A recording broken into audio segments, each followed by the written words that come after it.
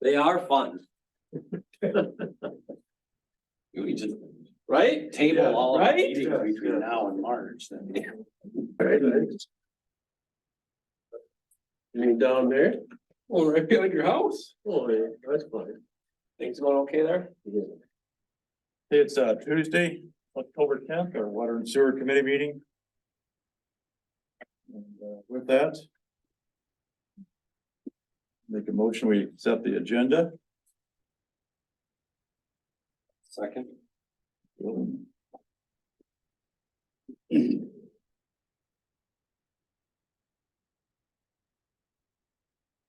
lot of pretty much the same agenda as before, but a couple items at the end of our agenda, so Yeah, pretty similar. with that, all in favor, signify by saying aye. Aye. Opposed, same sign, approved. Over September 12th. Meeting notes. Thanks to Paul and Joe. I'll make a motion to approve those great minutes.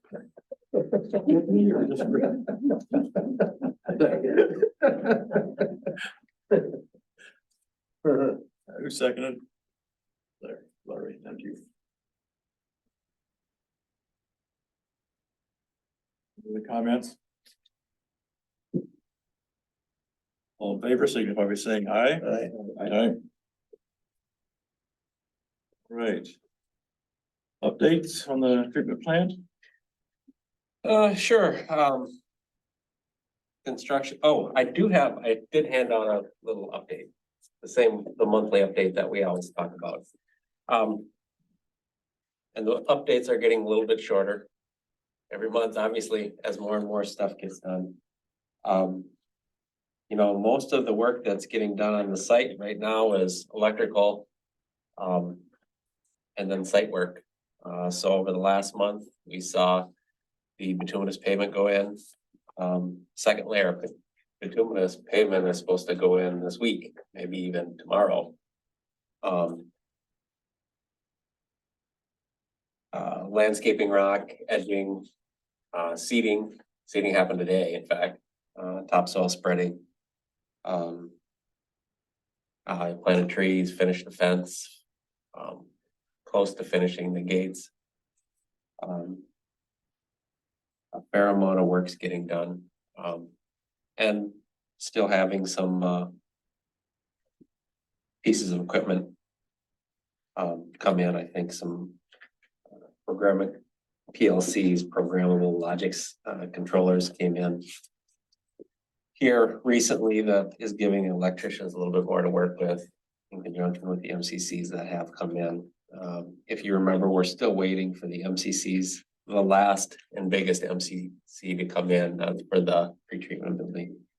And also for the SBR out of the pretreatment building, but that's supposed to come in at the end of the month. No update on that. In terms of anything new, that's the latest and greatest. Obviously that component drives the commissioning of the facility to a great extent. And so,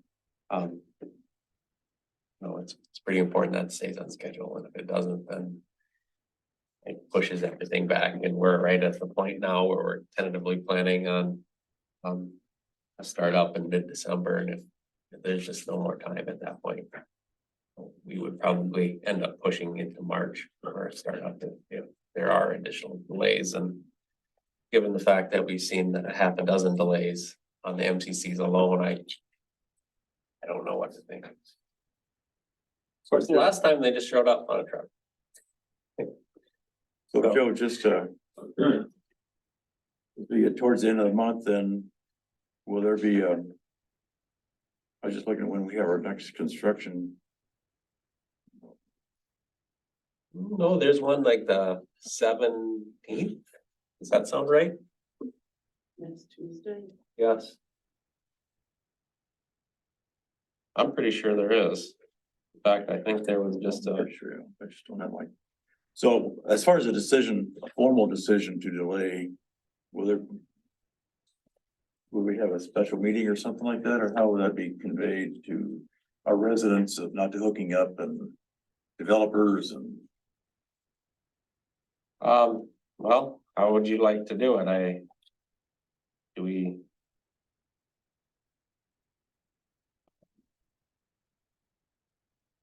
I'm just trying to find if it's 17th. Yeah, I don't have it on mine, but I'm just not. Okay. For whatever reason, I can't work my phone right now. Creative. Yeah, so let's just kind of think that through. I would guess even on the 17th, we're not gonna know for sure. That's what I'm thinking too. And I don't think that there's a real decision there to make. I mean, if they're delayed, I don't think there's really an option to. Right, it's just a matter of. I just wanna make sure that all the residents know and everybody, it's the general public knows that it's not gonna happen. Yeah, and so who would need to be notified aside from the public? So. I guess the HRAs really receive the updates, right? But I could email them. Obviously, Orinoco Estates needs to know, PCA needs to know, MPCA or PFA needs to know.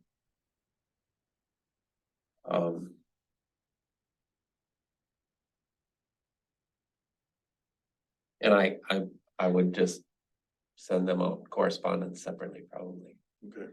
but we could use the resident update for that announcement. Assuming that happens, right? I mean. Unless you wanna do something different. No, I think it's. With the residents update, that's going to. Several hundred people. So that's pretty Yeah. clear. Like 350 people, I think are on And I the think list. if posting on the Facebook and website would be. Appropriate too.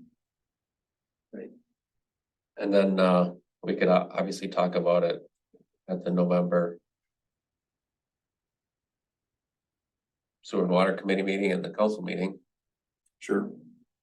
Um, So do we need to, and this was talked about at the last stop construction meeting about. How Staub is gonna maintain. Getting through the winter months, any. Water, the SBR tanks and the pumps and pulling them. yeah, there's certain things that There's a they procedure too, they need to. they would have to implement, yeah. What they do to people service. No, we wouldn't sign the contract with people. I think we'd delay their start date, Until they. yeah. As long as we can, and even through the commissioning, I think we'd be paying them on an hourly basis. Cause at $70 an hour, for even 40 hours a week is less than their lump sum $18,700 a month fee. So. That would be the plan with them, how we really start up. That's that month I would sign the contract. Well, you could sign the contract and just have it agreed upon, this is what we're gonna do, and that's what I would really envision. Is there anybody else, especially like the state agencies, the county, anybody else who would push back against that plan if it became necessary? Not that I'm aware of. I mean. It's just tough and. After the holidays. It's cold. And it's tough to do stuff then. So that was my. Thought on what might really, that's, you got 2 tracks there and. We'll see what happens at the end of October, if track 1 works out or not. So then October 31st is the drop dead date. If it's not here. It's March. I think so. At least in my opinion, unless the contractor is gonna tell me I'm wrong and they can get it done faster, but I think even then it's a push. But we'll see. I'm sorry, what was that date? October 31st. Halloween. So it's October 31st is the date that they've given us that these MCC, the machine control centers are supposed to be delivered for that pretreatment building. You know, and they take a lot of effort to install and. Yeah, and running and, you know. At that point, it's essentially November and they have to, and then you have to commission. And so there's just not a lot of time there anymore. So we'll see what happens, maybe. We'll be surprised, maybe things will be on time, maybe they won't. I don't wanna say they're gonna be, cause I'm skeptical. So if we assume they are on time with their delivery and they need, Kilmer needs what, 6 weeks. 6 weeks to do all the wiring, hooking it up. And then the commissioning happens after that Well, some of that can be concurrent, but consecutively then. it might even be a push then. So if it's operational, then mid-December. Is Fitzgerald able to connect to Orinoco Estates? So we have some- Yes, they should be. And we'd want more flow, you know, we'd want as much flow as we can get, but it's, they can do stuff, right? But it's somewhat weather dependent. If it's a pretty decent winter, then they can get things done. If it's bitter cold, it's pretty hard to get things like that done. Right.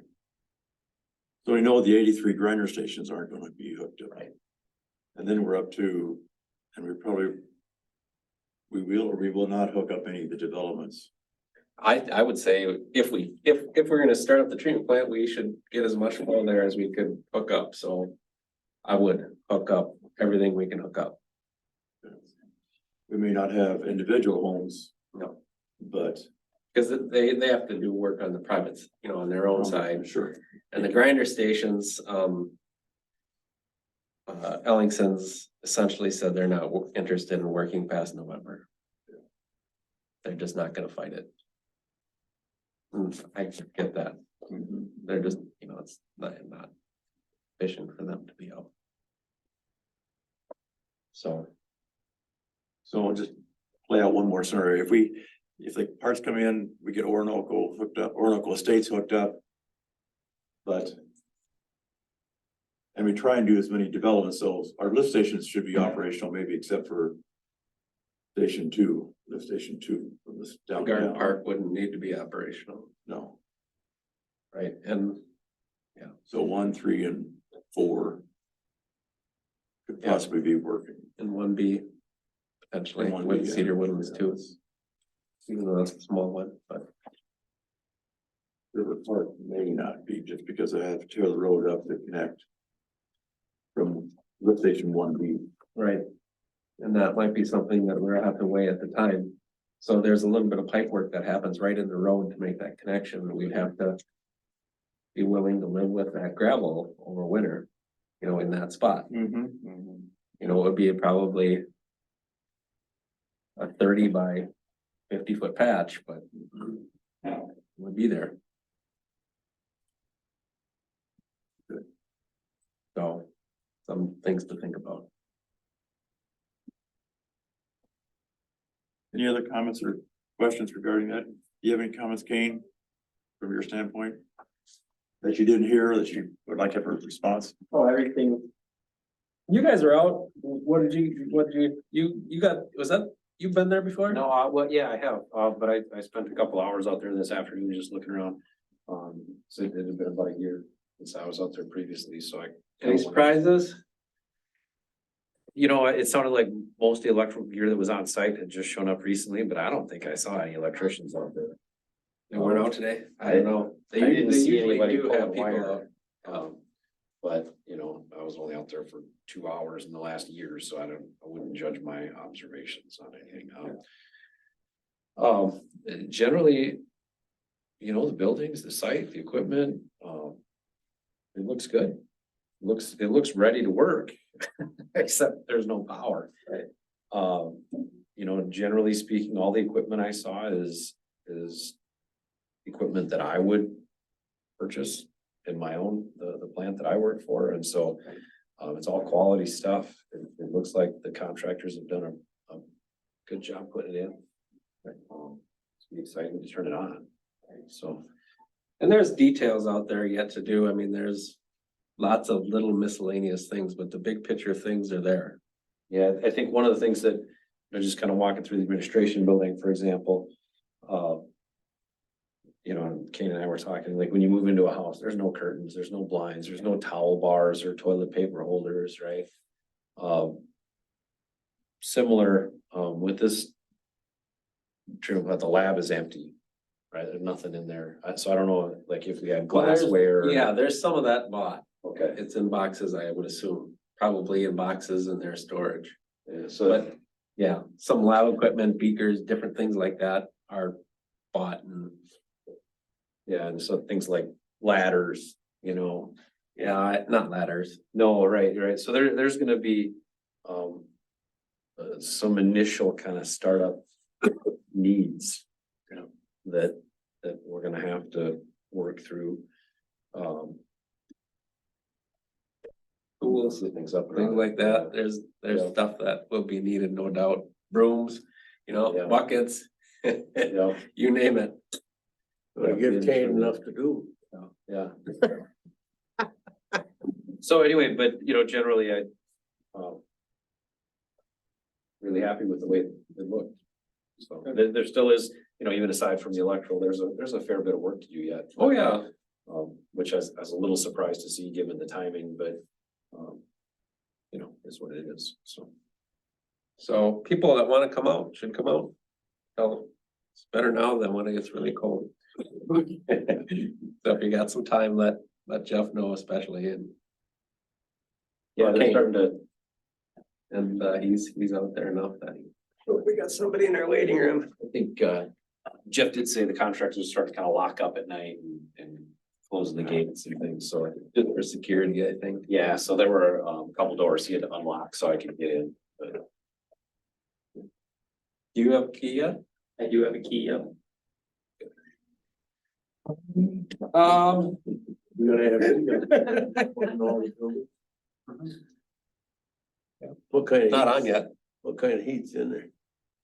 Oh, there's different kinds of heat. There's gas heat in a couple of the,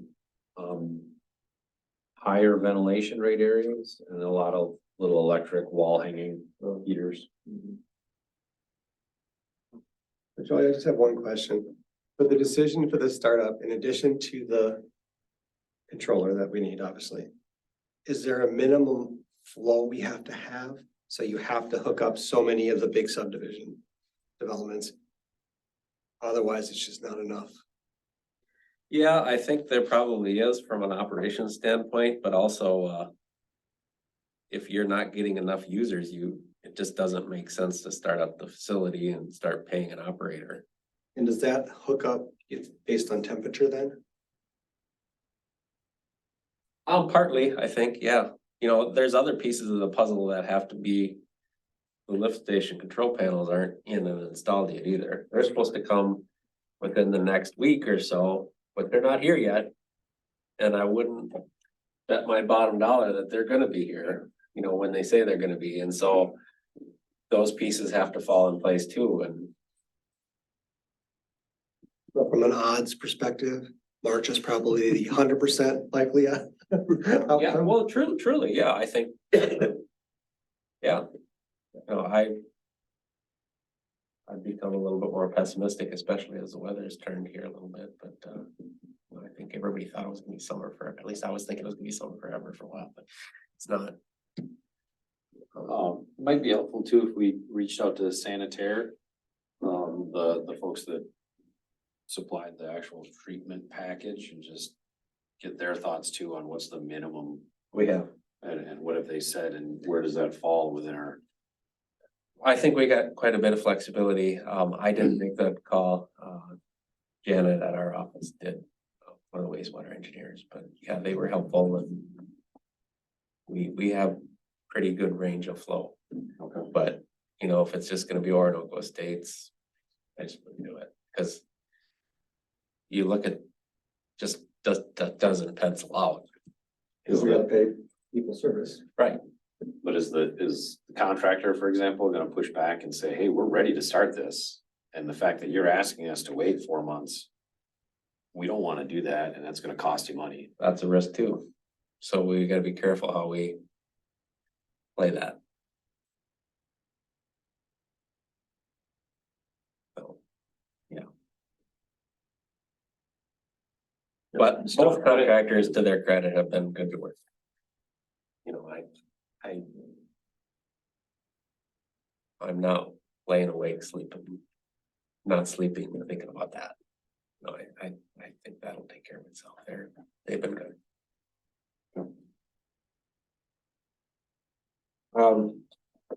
Good. There is a pay request for Staub. This month, it's about $357,544, which is about 94% of the total. Now, of course, we're holding back retainage, and some of that is actually well, pretty small fractions of material on hand. You're getting paid for, but we're, you know, that number is kind of commensurate with where we're at out there. Things are getting done.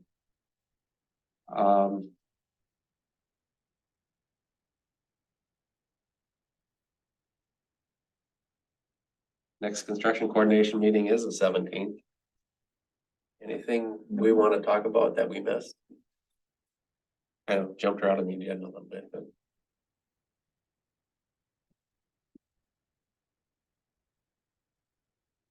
Move on to the collection system. Just big picture update. The last pieces of pipe are going in by Larry's house. He's well, no, there's a just north of 4th Street, there was a pipe that was directional drilled in the rear boulevards, and they've got to go down and essentially cut in or insert T's into the main and then extend the services to the easement line. So there's was there about 8 of them? Something like that. So but that's all in green space too. That's pretty much all the pipe. With the exception of, you know, the spots where they gotta dig down and tie things together to make the pipe work together. So that is good. And the contractor is also building streets. Street construction has been pretty quick. I would say there are about 2/3 of the roads have been subcut, maybe even 3/4 of the roads have been subcut and rocks in. And if it doesn't rain Thursday and Friday, they'd probably be done by the end of the week. And then to follow that up, I'd mention that Rochester Sand and Gravel is supposed to be here midweek to pave, so I'm not sure if that's Thursday or Wednesday. And if that would start at the treatment facility or in town. But they do have roads prepped to pave. And that can start quickly. And move forward. And they're also in town doing some topsoiling and getting ready for dormant seeding. So that piece of the puzzle is moving forward. I guess I should have mentioned the other piece of the puzzle in terms of the pipe. There's the individual services to the from the curb stop at the property line to the grinder stations, where the homes were in, you know, there's rock around and the contractor Ellingson couldn't directional drill the force main to the grinder stations, and so there's about 24 of them left to do, and so they're open cutting them, and so they have one crew over there doing that, and they'll probably dig until they're done. So they probably get maybe one of them done in here, and they're digging through rock. So, and it's variable over there. Some spots they can literally dig through, and other spots they have to hammer and dig through. So there's a little bit of a combination there, but it's moving forward and that'll get done yet this year too. Timberline. Good news on Timberline is that we ultimately did secure an easement there. And it's the easement where we go on the north side of that house. And the last effort to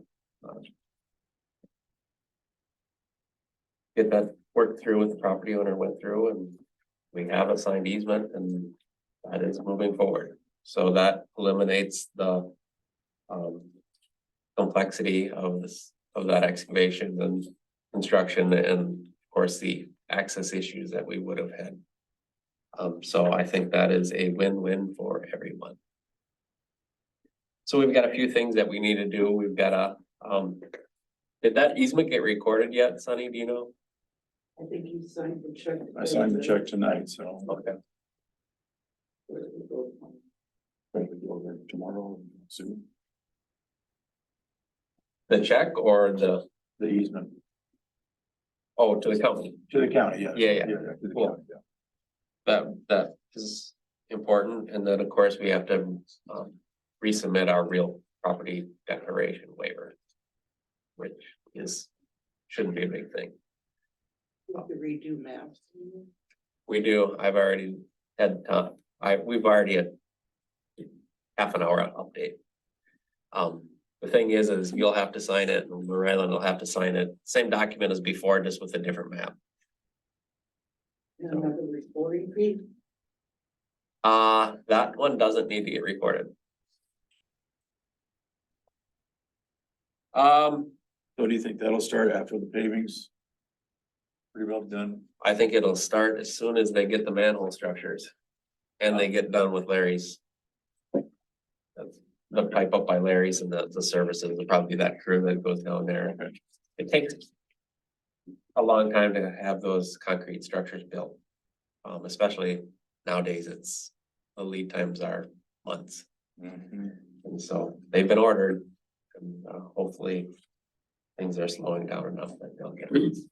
It did rain Thursday and Friday, they'd be awful close down there to get done by my place, but if it rains a couple days, I can look at the last of that till next week.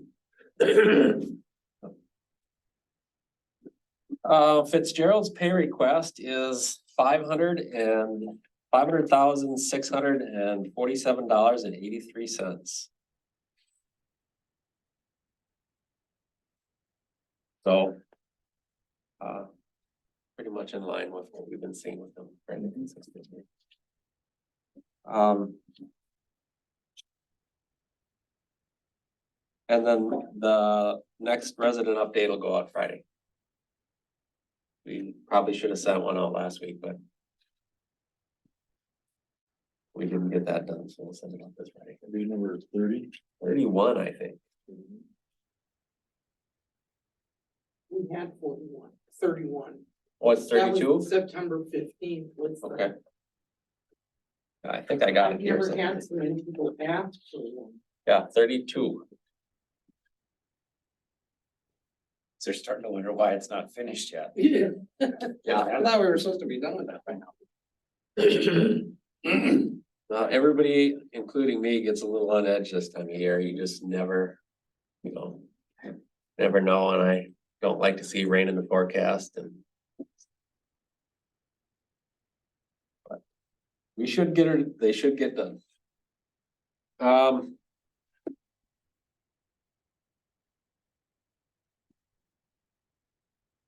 Anything on that we did touch on that we want to touch on?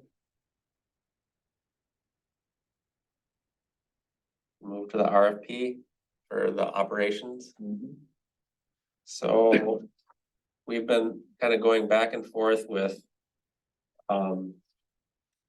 people's service on that, and one of the things the council asked us to push back on and see if we could improve the language within the draft contract was the discussion about how the city and peoples would work together, and kind of that the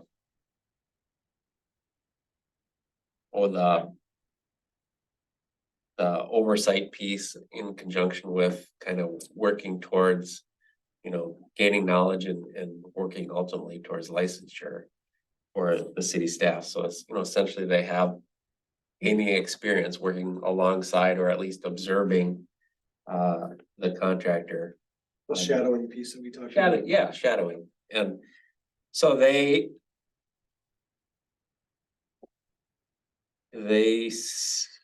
When you talk to them, they're willing to do that, you know, kind of like we talked at their interview. And then what they're seemingly willing to put in the contract, they're a little bit more conservative with. I ended up, we went back and forth a couple times, and the iteration that exists now is better, but I would say not ideal.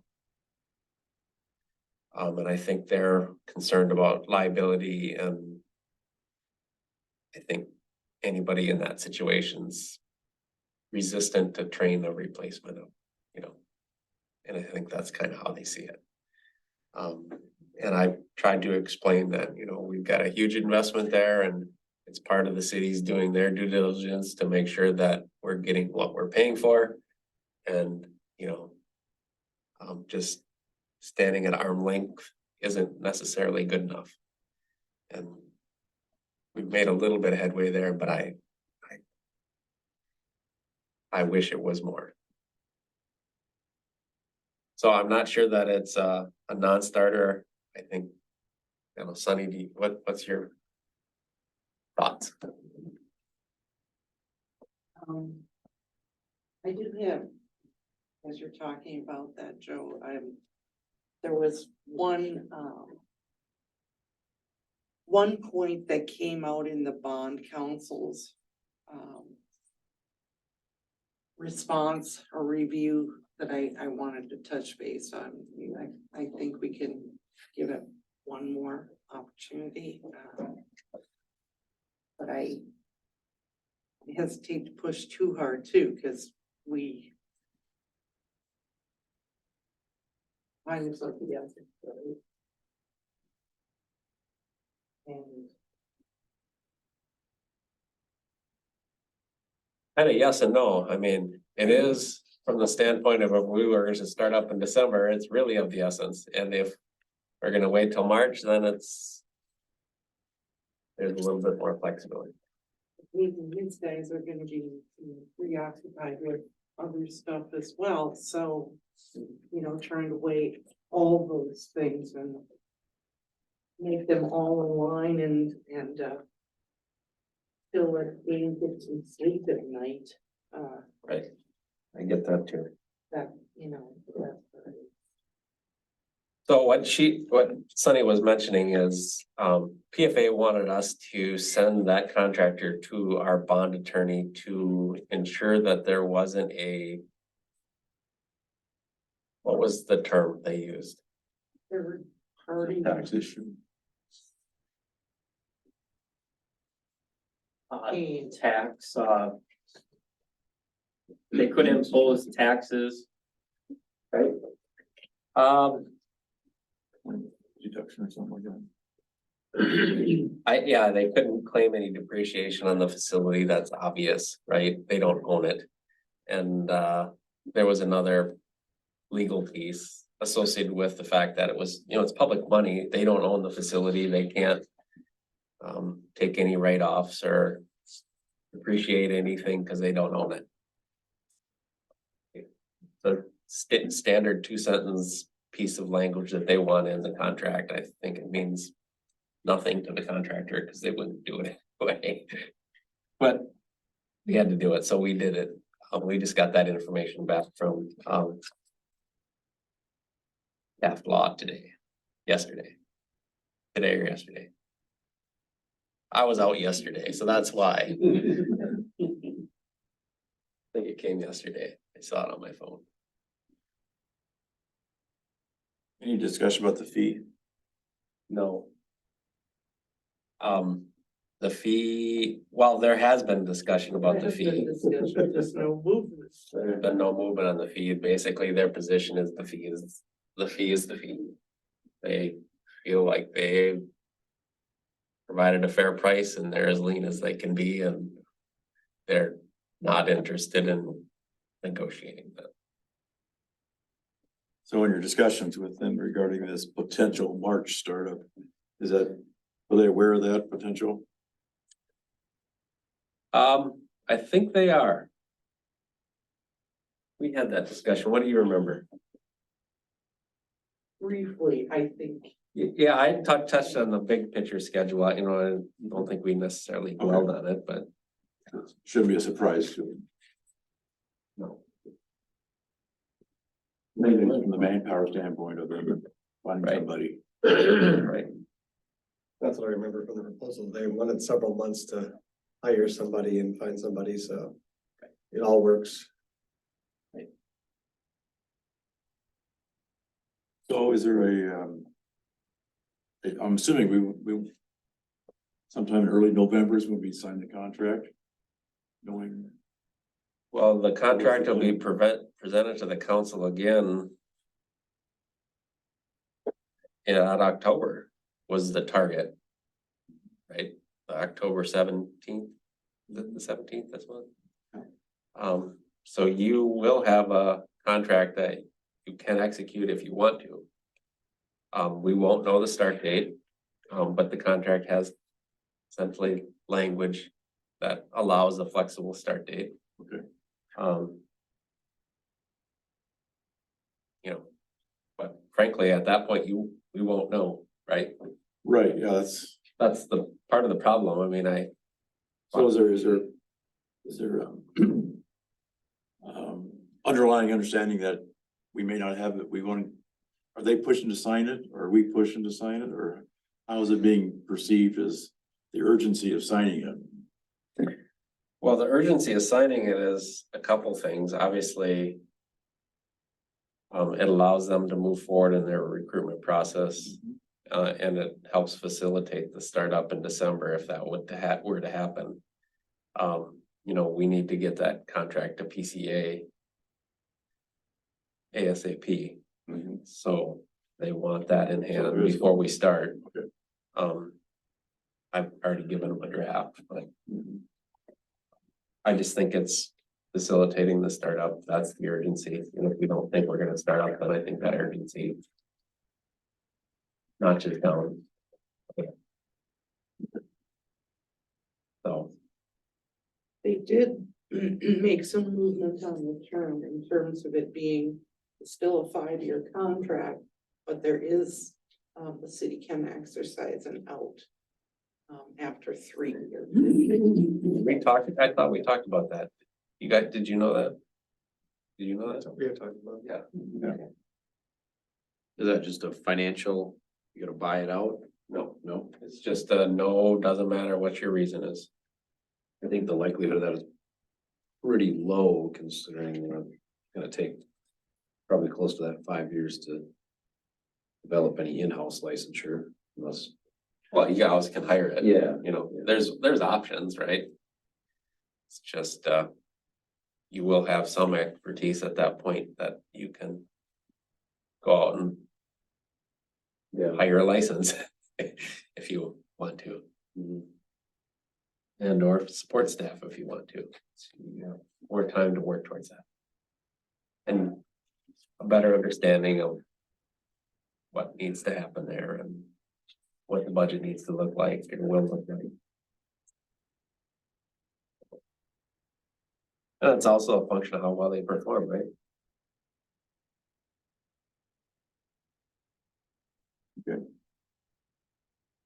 Any other comments for Joe regarding the contract?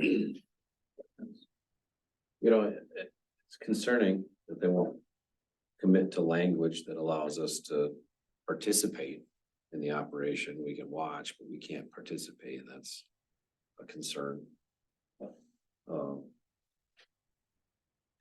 But what happens in real life versus what's in the contract may not always be the same thing. So, Well, that's not what I heard when I sat in the interview. that's not what I heard either, but And that's not what I've observed in other cities. But it's interesting that they don't put that in the contract. So is that, maybe it is truly just liability mitigation.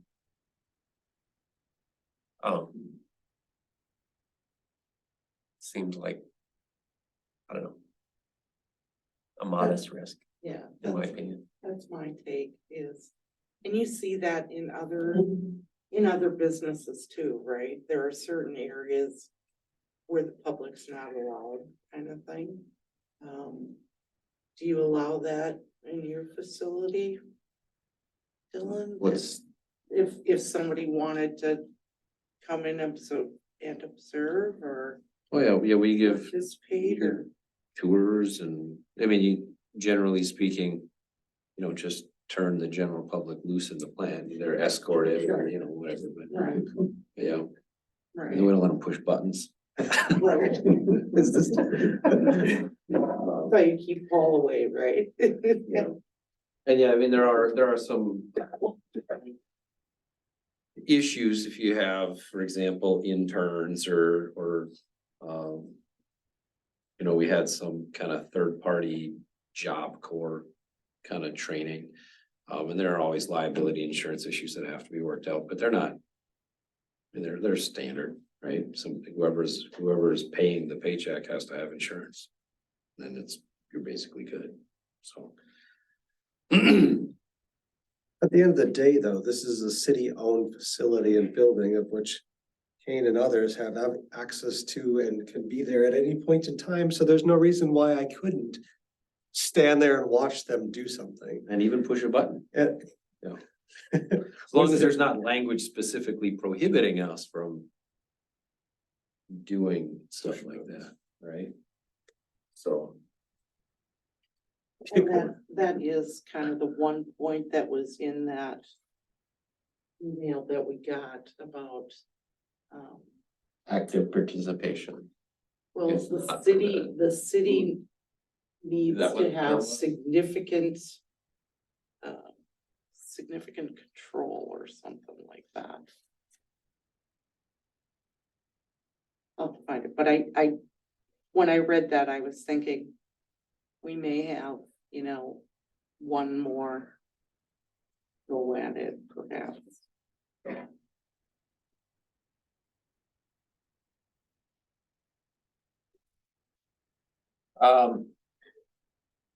So where are we at here? Riverwood Hills Community Waste Treatment System Operator Claim. That Sunny, I don't know what we want to say about. We can say that we were served.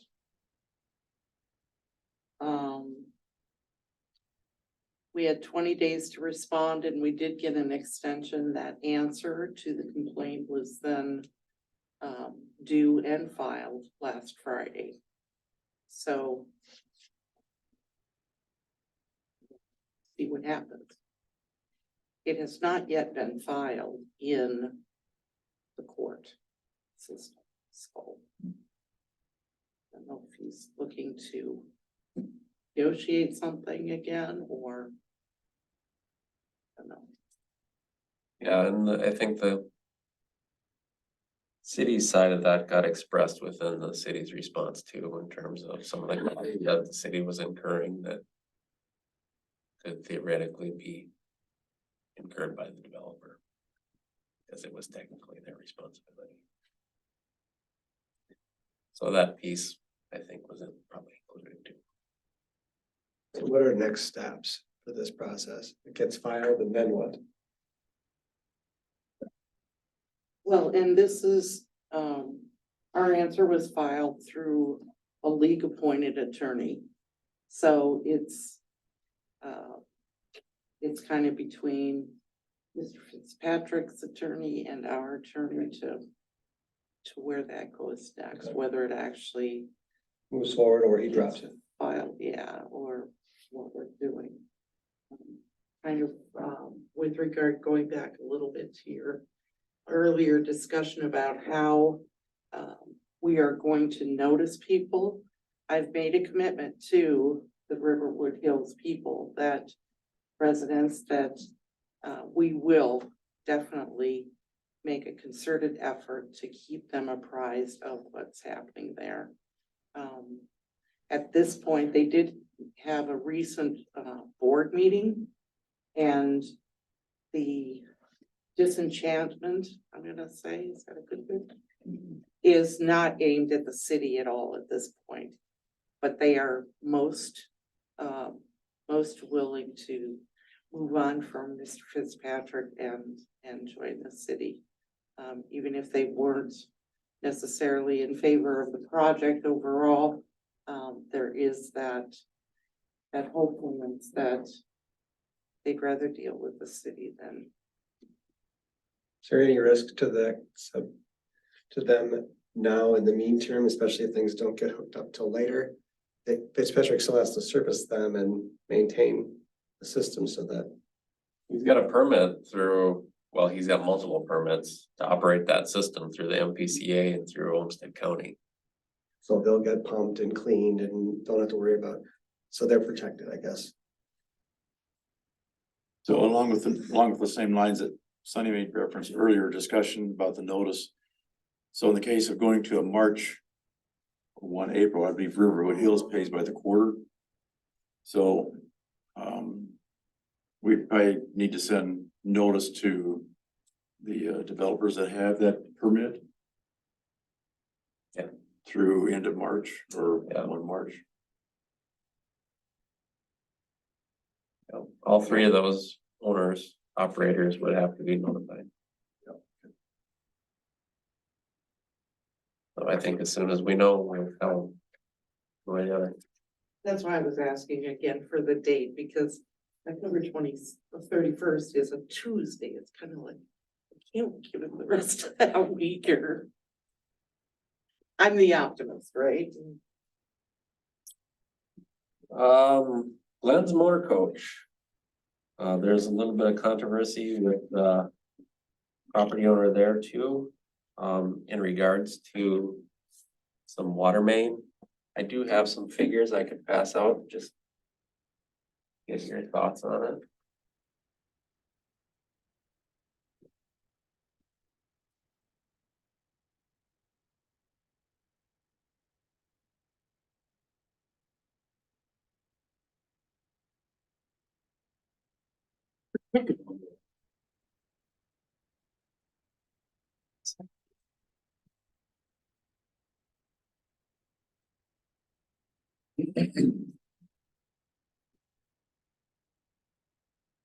So.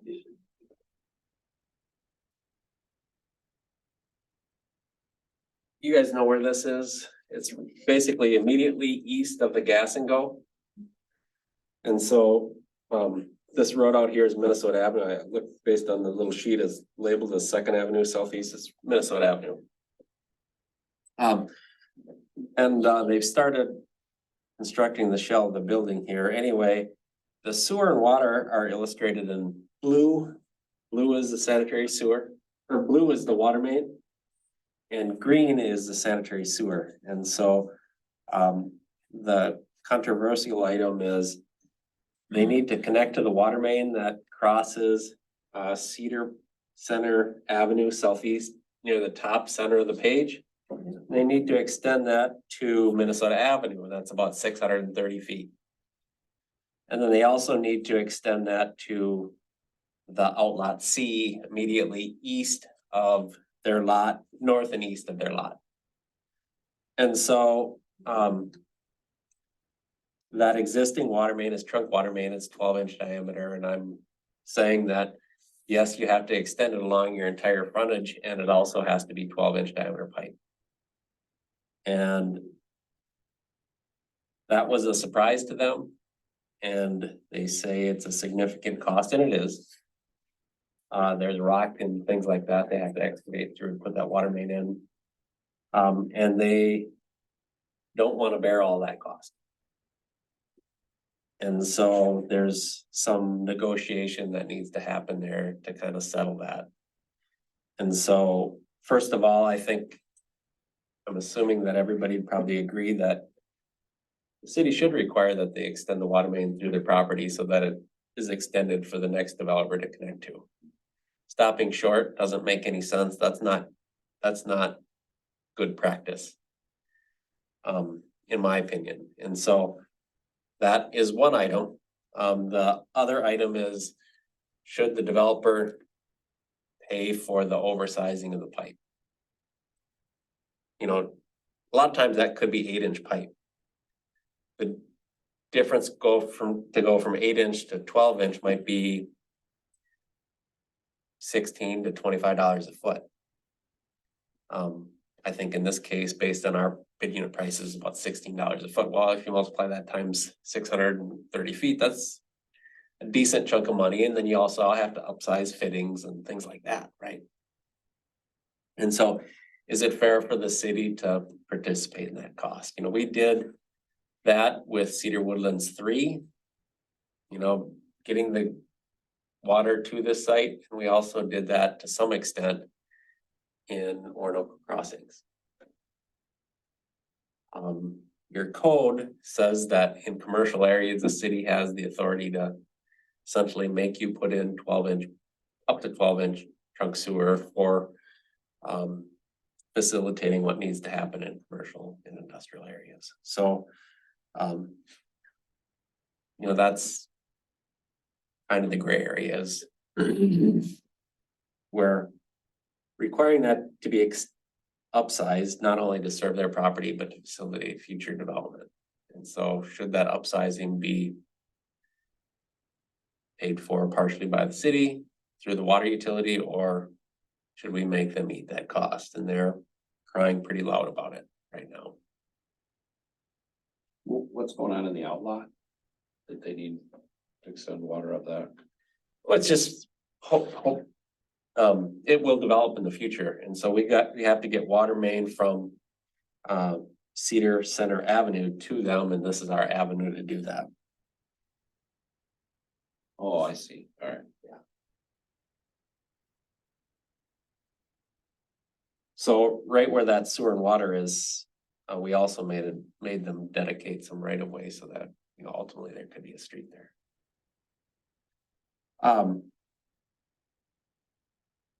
So that, you know, really that's the issue at hand, and I thought I'd ask the committee what you guys think.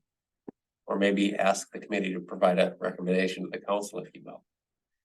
Because I could go either way on it. I think probably the fairest way, in my opinion, would be to pay for the upsizing. But it's not my money and it's not my decision. So, A year ago, we were talking about how the gas company was doing the same thing to us. yep, And we said, that's not fair. that's exactly what Why don't happened. they plan on making some future development pay for that part of this cost?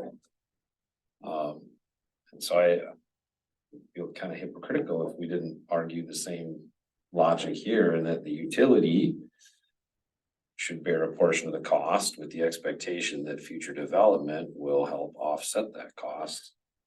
And arguably, that's one of the things that we collect water availability charge for. It's for trunk sewer and water supply, or trunk water mains and, you know, water supply, water towers, water wells, those types of things. So arguably, So based on what you said, there's a precedent for it. Based on what Dylan's saying, he's right. We wanted the gas utility company to beat us. And based on your figure, $16 times 660 feet, $10,560. it's a little bit more than that when you add in fittings and stuff like that. So maximum of $20,000 for the city.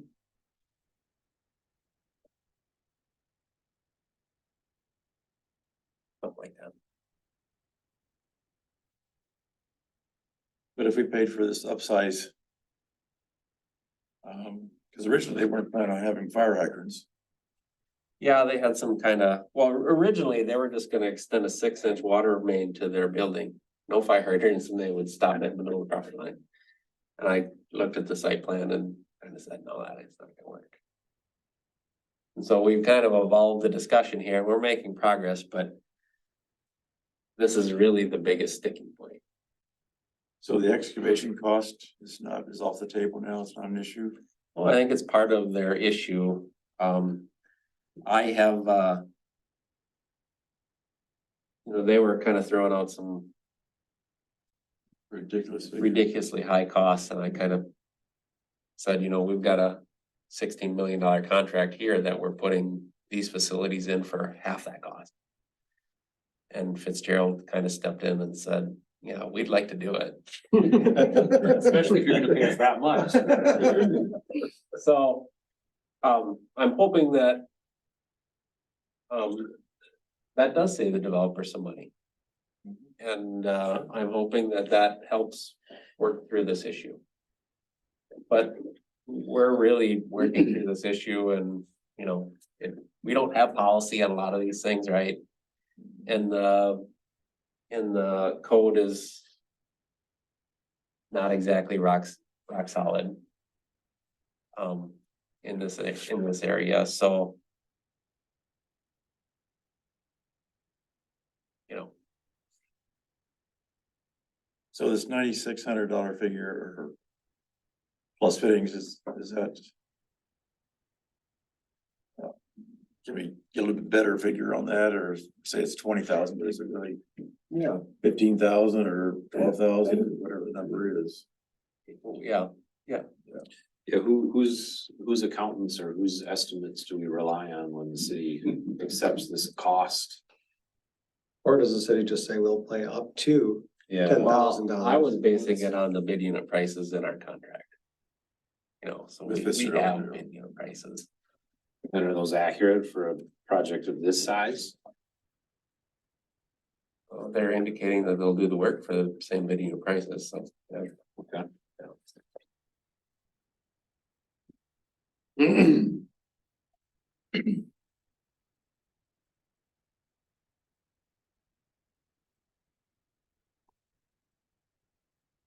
Yeah, you know, and there's bigger valves, bigger fittings, it cost you kind of. Way to a little bit more than that, but yeah.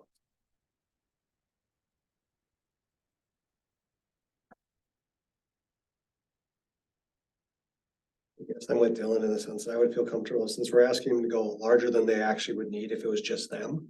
And there wasn't a future lot C development, right? We're requiring that, we're asking for that. 12" versus 8".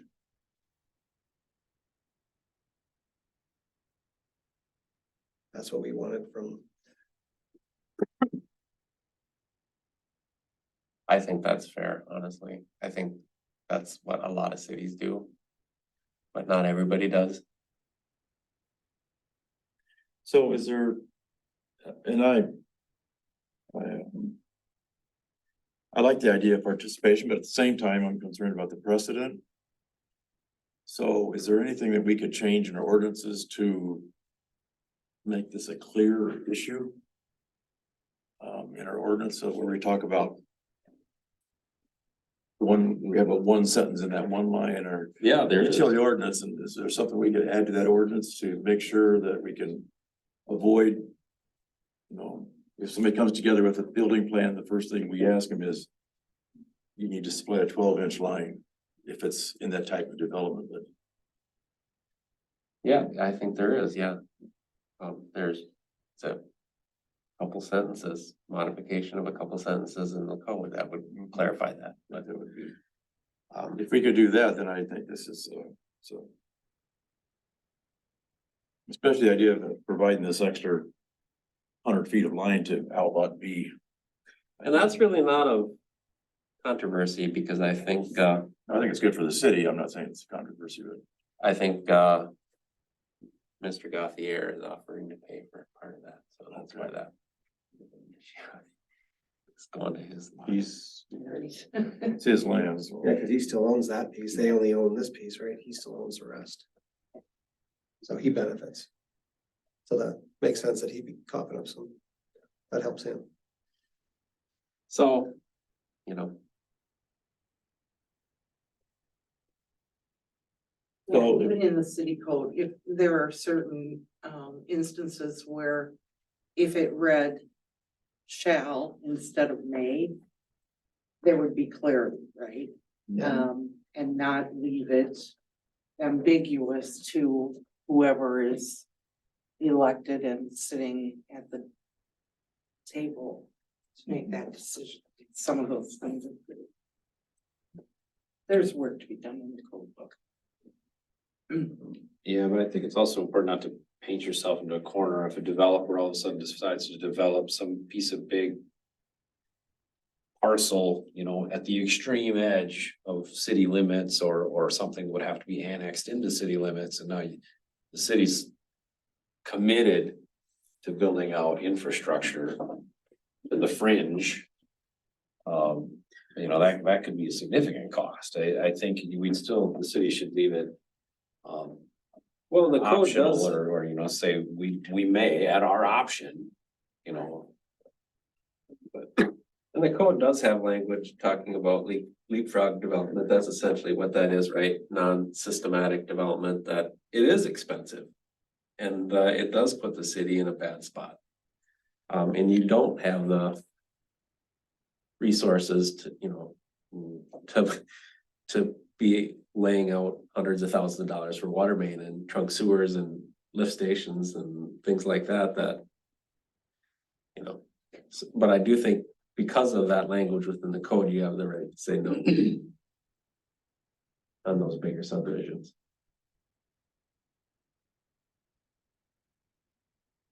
Yeah, I think this falls within already kind of developed areas.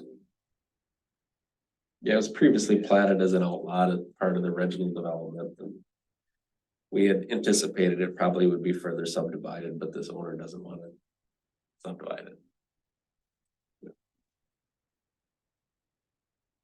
So do we need a motion or anything on that? I think we should make a recommendation to the council. I think that would be helpful if you guys want to.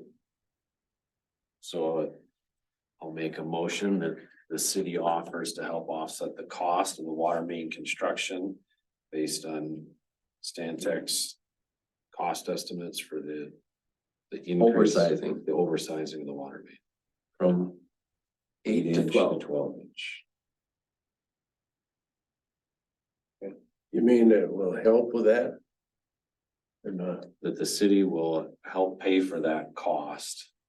The difference in cost for, as shown here, 8-inch main, which would be the developer's responsibility. We'll pay the extra to increase it to 12-inch. Using the pricing that Joe, Has. Based on Joe's pricing. which is the good cheap The pricing, contractor. the contractor, Yeah. individual unit pricing. Current project. Yes. That Fitzgerald said they would do it for. That's my motion. I'll second your motion. And that's for the full extent. Yeah, of as it. we're kind of looking at on this figure, right? Right. The 630 feet of. Yeah, which is about, you said gonna be something like $15,000. Estimated. How does that, So it's a friend-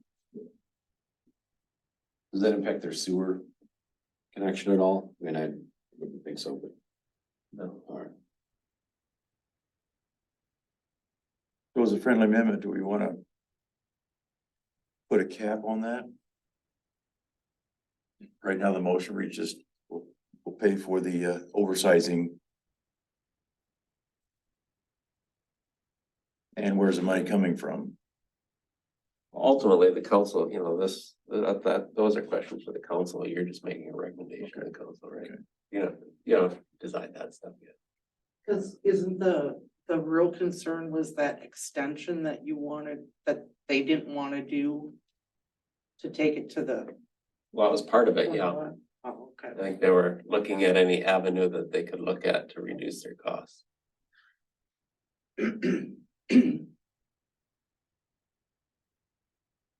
So the council would take the recommendation and. I'm assuming the funding would come from the water utility fund.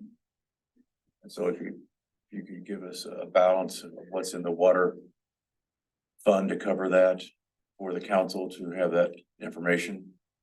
The 600 fund.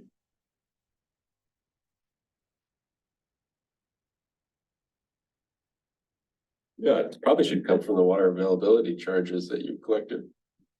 Second whack. That'd be the other possibility. Well, that's. The water availability charge, Department 600 is the same thing as the WAC fund.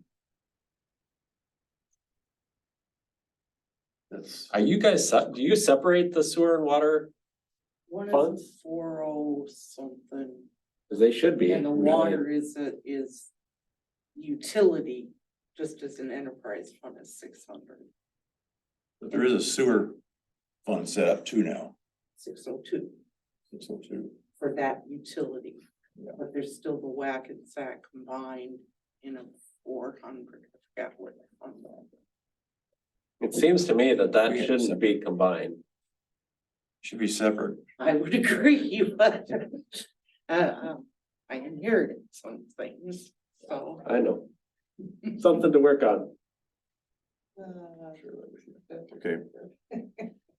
Well, I think that's the right approach and I like to think that's kind of a good faith.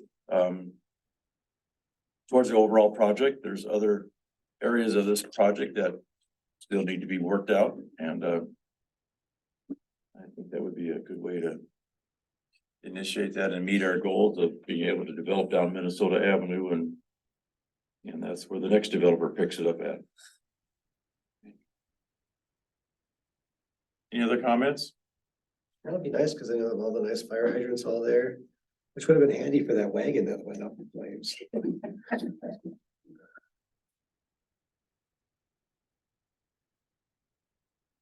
Seeing no other comments, all in favor, signify by saying aye. Aye. Aye. Oppose? That's approved. The presentation of we've been asked by the MPCA to present the sewer project to, or sewer project at the MPCA annual, collection of wastewater conference in November, so. I guess Rylan and I volunteered that. So we'll put together a PowerPoint presentation for that. And to lay out the framework of the project. Probably be interesting. Set up in Brooklyn Park still. I would bet it does. I think it There's is. a lot of them there. Yeah, so. Right now, I think it's a 45-minute time slot that includes the presentation, Q&A. No cost to the city. So. It's attended by wastewater operators, cities, that type of thing, so it's a good way to showcase what we've done and kind of a precursor to another potential presentation to the LMC for City Excellence Awards. For under 5,000 people, we've done that. We haven't done it. It's an annual presentation and judged. There's a time frame with that to the LMC. They have different categories and there's a category for under 5,000 people population. So we think this would be a good presentation towards that. It's $1,000 award to the city. And I think we'd have based on what I've seen on other annual meetings and encouragement from other mayors and people, they think it would be a worthwhile project to present. So I think that's also planning part of it too, so. All right, anything else? Next meeting's November 14th at 6:30.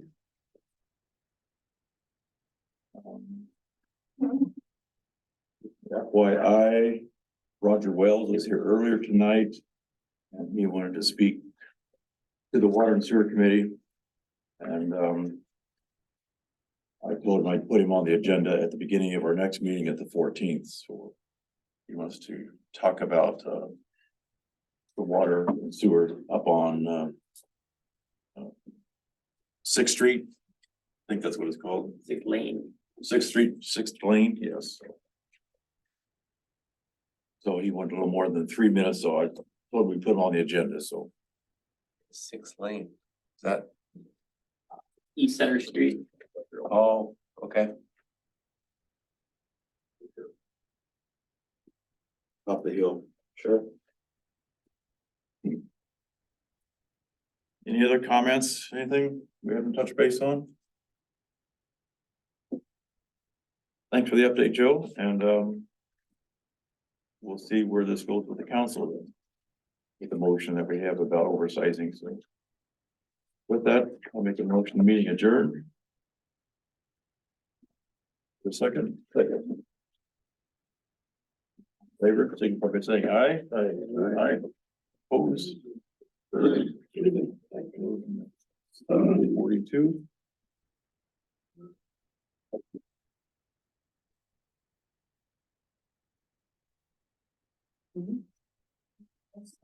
It's not up there.